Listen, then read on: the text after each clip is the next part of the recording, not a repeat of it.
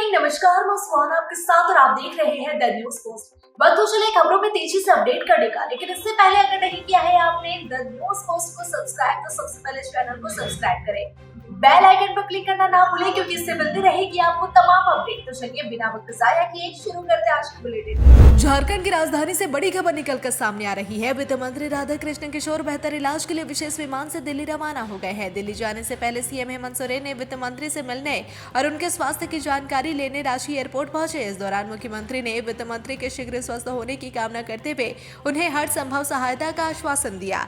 बता दें कि वित्त मंत्री राधाकृष्ण किशोर की तबीयत अचानक बिगड़ने के कारण उन्हें कल ऑर्किड अस्पताल में भर्ती कराया गया था। अस्पताल प्रबंधन के अनुसार वे ओपीडी के छाती रोग विशेषज्ञ डॉक्टर निशित कुमार के परामर्श और निगरानी में रखे हुए थे। उनकी छाती का सीटी स्कैन किया गया, जिसमें हल्का संक्रमण पाया गया है। बता दें कि राधाकृष्ण किशोर मधुमेह से भी पीड़ित है। अब उन्हें बेहतर स्वास्थ्य सुविधाओं के लिए दिल्ली रेफर कर दिया गया है। फ्लाइट से बाबा धाम जाने वालों की परेशानी बढ़ गई है। बैद्यनाथ धाम जाने के लिए यात्रियों को ट्रेनों पर निर्भर रहना पड़ेगा, क्योंकि एयरपोर्ट अथॉरिटी ऑफ इंडिया ने बिरसा मुंडा एयरपोर्ट से रोजाना उड़ान भरने वाली रांची से देवघर विमान सेवा अचानक ही बंद कर दी गई है। इसे लेकर इंडिगो के अधिकारी की माने तो ऑपरेशनल कारणों से फ्लाइट सेवा बंद कर दी गई है।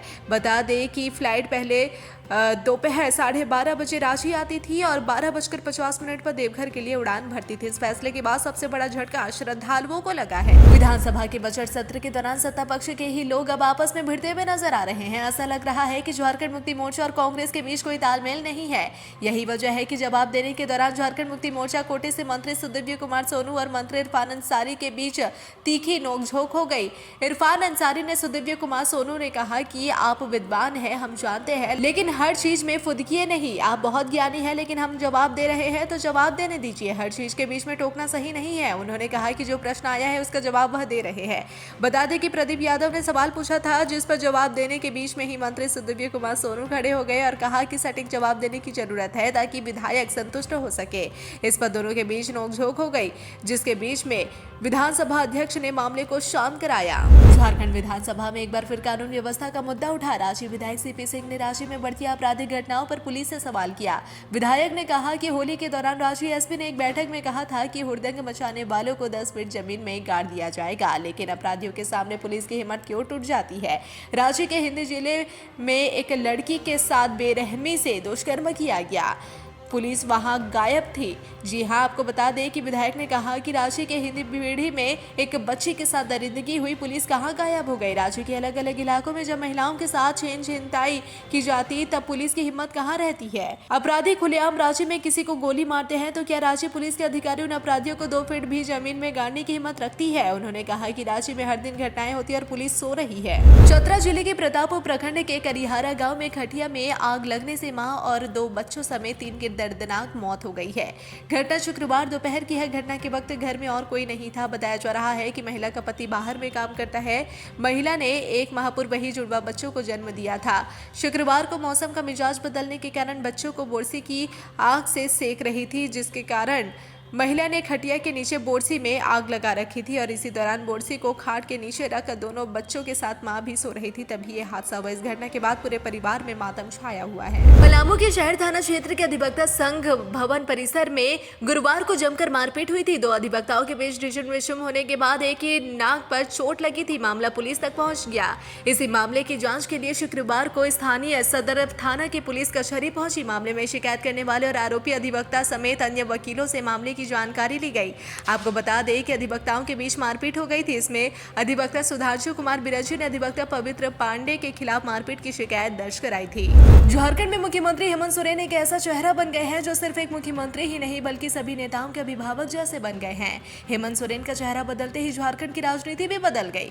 झारखंड में इंडी गठबंधन को एक सूत्र में बांधने वाले अभिभावक के रूप में हेमंत सोरेन मिले। चाहे कितनी भी मुश्किल परिस्थिति हो, हेमंत सोरेन उस जगह पर मजबूती से खड़े नजर आते हैं जहां किसी भी साथी विधायक नेता को कोई परेशानी हो रही हो। चाहे हम स्वर्गीय जगन्नाथ महतो की बात करें या वित्त मंत्री राधाकृष्ण किशोर की या फिर पूर्व भाजपा विधायक इंद्रजीत महतो की। उम्र में भले ही हेमंत सोरेन नेताओं से छोटे हैं, लेकिन उनकी नेतृत्व क्षमता ऐसी है कि वे किसी भी परिस्थिति में मजबूती से खड़े रहते हैं। अगर किसी के परिवार पर कोई संकट आता है तो वे ढाल बनकर उसे रोकने का काम करते हैं।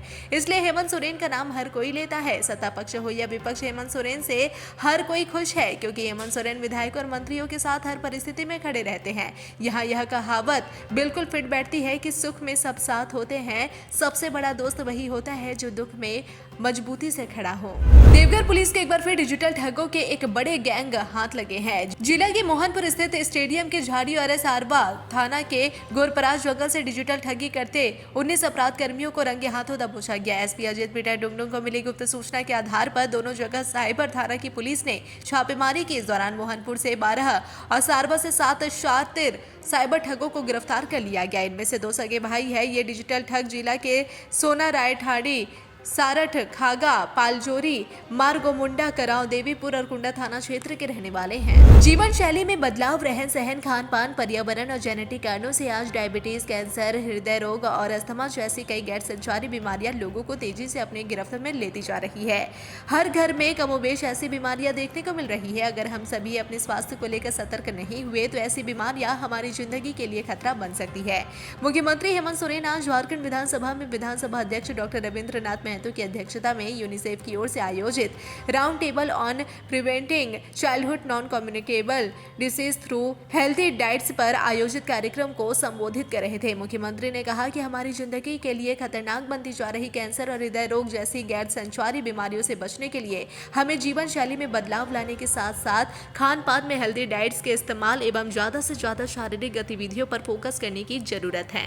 लैंगिक समानता को बढ़ावा देने और लैंगिक हिंसा को रोकने के उद्देश्य से राज्य के 2 जिलों के 270 स्कूलों में लागू एक GEMS कार्यक्रम को लेकर विस्तारित कार्यशाला का आयोजन किया गया। कार्यशाला के दौरान GEMS कार्यक्रम में अब तक के कार्यों का मूल्यांकन किया गया और मूल्यांकन में यह पाया गया कि इससे शिक्षा के प्रति बच्चों की रुचि बढ़ी है, विद्यालय का माहौल बेहतर हुआ है और जेंडर समानता को बढ़ावा मिला है। झारखंड शिक्षा परियोजना निदेशक शशि रंजन ने इस पहल को राज्य के सभी विद्यालयों में लागू करने की आवश्यकता बताई और यह भी कहा कि बच्चों के साथ यौन हिंसा जैसे संवेदनशील मुद्दों पर भी संवाद करना बेहद जरूरी है। कार्यशाला में अंतर्राष्ट्रीय महिला अनुसंधान केंद्र के प्रतिनिधियों और संबंधित विद्यालयों के शिक्षकों ने भाग लिया। पलामू जिले में हैदरनगर अंतर्गत खरगाड़ा, चचेरिया समेत अन्य गाँव के किसानों का अनिश्चितकालीन धरना 5वें दिन खत्म हो गया। किसान उत्तर कोयल मुख्य नहर पर बने जहाजी पाइन सुपर पैसेज के पुनर्निर्माण की मांग को लेकर सोमवार से अनिश्चितकालीन धरना दिए थे।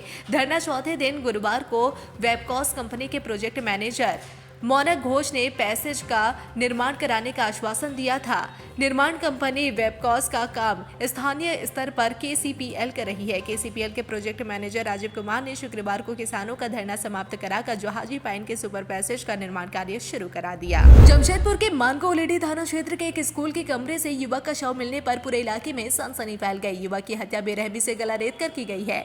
मामले की सूचना स्कूल कर्मचारियों द्वारा पुलिस को दी गई। वहीं मौके पर पहुंचकर पुलिस ने शव को पोस्टमार्टम के लिए भेज दिया है। युवक की पहचान पवन शर्मा के रूप में की गई है। फिलहाल पुलिस पूरे मामले की छानबीन में जुट गई है और अपराधियों की धरपकड़ में लग गई है। घटना के बारे में बताया जा रहा है कि आज सुबह जब स्कूल कर्मचारियों ने स्कूल खोला तो उन्हें युवक का शव पड़ा मिला, जिसके बाद युवक की हत्या की खबर इलाके में आग की तरह फैल गई। वहीं मृतक के परिजन युवक की तस्वीर लेकर पूरे इलाके में उसकी खोजबीन कर रहे हैं और जिसके बाद युवक को खोज रहे परिजनों को इसकी सूचना दी गई। नावा बाजार थाना क्षेत्र अंतर्गत इटको पंचायत के ग्राम नावा बाजार टोला बरारी निवासी लखन पासवान के 30 वर्षीय पुत्र उपेंद्र पासवान ने अपनी पत्नी सूर्यमुखी देवी उम्र 28 वर्ष की टंकी से मारकर हत्या कर दी।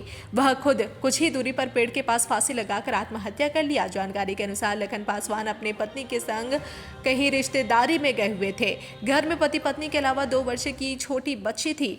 बृहस्पतिवार की रात 12 बजे पति पत्नी में विवाद को लेकर कहासुनी शुरू हो गई। पति उपेंद्र पासवान ने घर में रखा टांका से घर के बाहर निकालकर पत्नी पर पीछे से माथा और गर्दन पर वार कर दिया, जिससे सूर्यमुखी देवी की घटनास्थल पर ही मौत हो गई। मौत के बाद रात्रि में ही टांगा लेकर घर से 1 किलोमीटर दूरी पर खूटी सोत नदी के समीप उसने पेड़ में गमछा लगाकर खुद भी फांसी के फंदे से झूल गया। 2 वर्ष की दुधमुही बेटी अपनी मां के शव के पास अकेले पानी में भीगती रही। शुक्रवार की सुबह ग्रामीणों ने थाना को सूचित किया। थाना प्रभारी चिंटू कुमार और ASI सुधीर कुमार, विपिन कुमार, आनंद रजवा, सोमनाथ कुमार और सशस्त्र पुलिस जवान ने पहुंचकर शव को कब्जे में लेकर पोस्टमार्टम के लिए सदर अस्पताल मेदिनीनगर भेज दिया और पुलिस मामले की छानबीन में जुट गई है। पूर्व विधायक सीता सोरेन पर हमला मामले में उनके पूर्व पीए देवाशीष घोष की बहन रीना घोष ने रांची के सीजेएम कोर्ट में मामला दर्ज कराया है। रीना घोष ने सीता सोरेन के साथ साथ उनके अंगरक्षकों के खिलाफ भी मामला दर्ज कराया है। लिखित शिकायत में मुख्य रूप से अर्जुन कुशवाहा, विवेक सिंह और उनकी बहन रिंकू शाहदेव का नाम शामिल है। कोर्ट ने इस मामले की सुनवाई के लिए 28 अप्रैल की तारीख तय की है।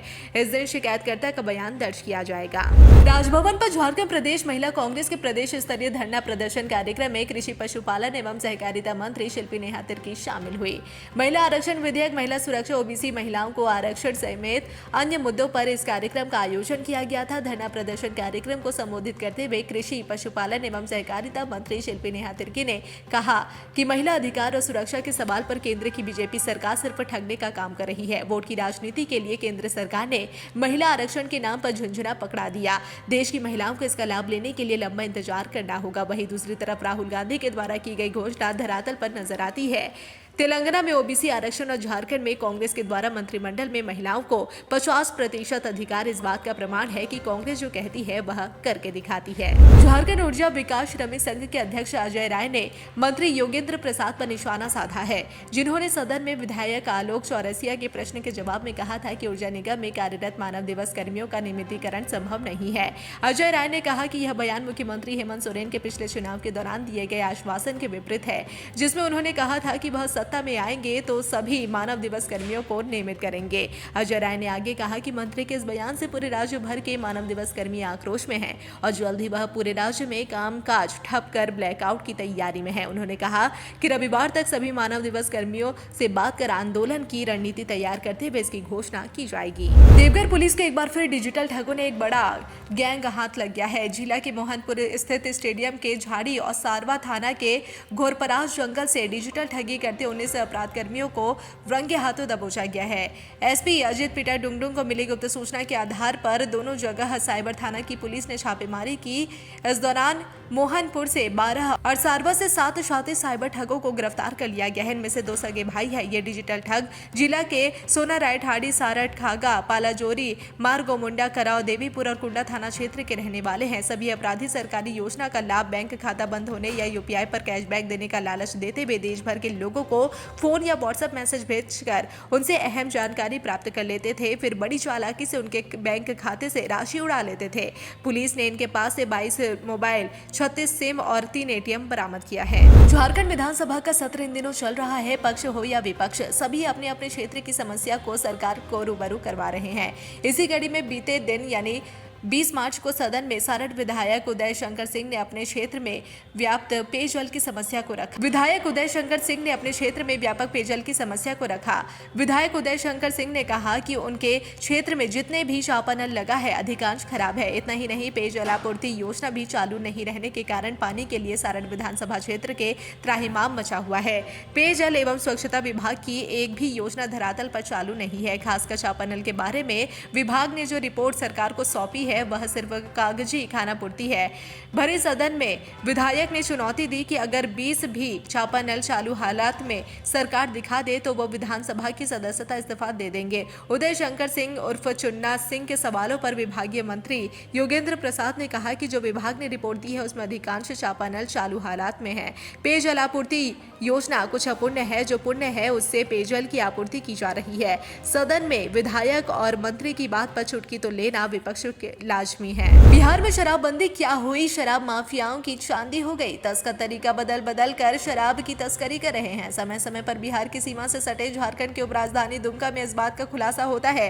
कभी पुलिस की सक्रियता से तो कभी वहां दुर्घटनाग्रस्त होने पर शराब तस्करी का मामला उजागर होता है। ताजा मामला दुमका के शिकारीपाड़ा थाना क्षेत्र का है, जहां प्याज लोड पिकअप वैन पलटने पर उसके अंदर से कैन बियर की पेटी बरामद हुई। जमशेदपुर गोविंदपुर पुलिस को बड़ी सफलता हाथ लगी है, जहां पुलिस ने शंभू लोहार हत्याकांड का खुलासा कर दिया है। मामले में मृतक शंभू लोहार के फुफेरे भाई को ही पुलिस गिरफ्तार कर ली है। आरोपी के पास से पुलिस ने एक पिस्तौल, एक जिंदा कारतूस, एक मैगजीन और एक खोखा बरामद किया है। आपको बता दें कि शंभू लोहार की हत्या 2 दिन पूर्व उसके घर में ही कर दी गई थी, जिसके बाद पुलिस ने उसे TMH अस्पताल पहुंचाया, जहां उसकी मौत हो गई। सिटी एसपी कुमार शिवाशीष ने बताया कि दोनों ममेरे फुफेरे भाई है। 1 जनवरी से ही इन दोनों में विवाद शुरू हुआ था। दोनों छोटी छोटी बातों पर एक दूसरे से उलझ जाया करते थे। जिस दिन भी छोटी सी बात पर इन दोनों का बहस हुआ और इसने शंभू लोहार को गोली मार दी, जिसके बाद उसकी मौत हो गई। पुलिस से पूछताछ में इसने अपना गुनाह कबूल कर लिया और फिलहाल पुलिस आरोपी भाई को जेल भेज दी है। कहते हैं कि नशा नाश का कारण है, यह जानते सभी है लेकिन मानते बहुत कम लोग हैं। नशा की गिरफ्त में आया इंसान हैवान बन जाता है और उसकी हैवानियत के किस्से पलक झपकते ही दूर तलक फैल जाती है। मेरठ का सौरभ हत्याकांड इसका ताजा उदाहरण है कि कैसे मुस्कान ने पति को नींद की दवाई खिलाकर नींद की आगोश में सुला दी और खुद नशे में टल्ली होकर प्रेमी साहिल के साथ मिलकर पति को मौत की नींद सुला दिया।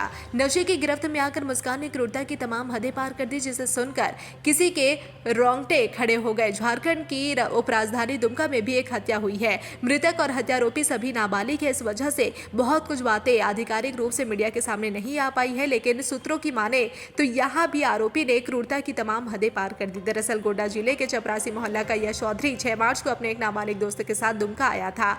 दुमका में अपने एक दोस्त के घर मिलकर खूंटा बांध में पार्टी किया। टीनेजर्स की पार्टी में दोनों दोस्तों ने जमकर नशे का सेवन किया। इसी दौरान किसी बात को लेकर यश की तकरार अपने दोस्तों के साथ हो गई। तकरार गाली गलौज होते हुए मारपीट तक पहुंच गई। दोनों किशोर ने मिलकर यश की बेरहमी से हत्या कर दी। झारखंड के जमशेदपुर में आए दिन चोरी की घटनाएं हो रही है। इन्हीं चोरी की घटनाओं का फायदा उठाते हुए एक महिला ने एक बड़ी साजिश रचकर पुलिस को भी हैरान कर दिया। जहां घर में फर्जी चोरी की कहानी बनाकर महिला अपने पति से बोले हुए झूठ से बचने की कोशिश की, लेकिन वह पुलिस की जाल में फंस गई। आपको बता दें कि जमशेदपुर के उलेडी ओपी क्षेत्र के हयात नगर में बीती रात अखलाक खान के घर में लाखों की चोरी की घटना सामने आई थी। पुलिस जब जांच करने अखलाक खान के घर पहुंचे और पूछताछ शुरू की, घर के लोग बार बार अपना बयान बदल रहे थे। कड़ाई से पूछताछ करने पर हैरान करने वाली बात सामने आई, जहां पुलिस के होश उड़ गए। दरअसल अखलाक की पत्नी ने सोने के गहनों को साक्षी के एक दुकान में बंधक रख दिया था। यह बात अपने पति से छुपा के रखी थी और इसी झूठ को छुपाने के लिए अपने ही घर में चोरी की साजिश रच दी। आपको बता दें कि महिला के पति एक गंभीर बीमारी से जूझ रहे हैं और पति के इलाज के लिए ही गहने को बंधक रख दिया था। वहीं कुछ पैसे अखलाक के इलाज में भी खर्च करती थी। इसकी जानकारी अखलाक को भी नहीं थी। फिलहाल थाने में किसी तरह की शिकायत नहीं दी गई है। सिटी एसपी कुमार शिवाशीष ने पूरी जानकारी दी।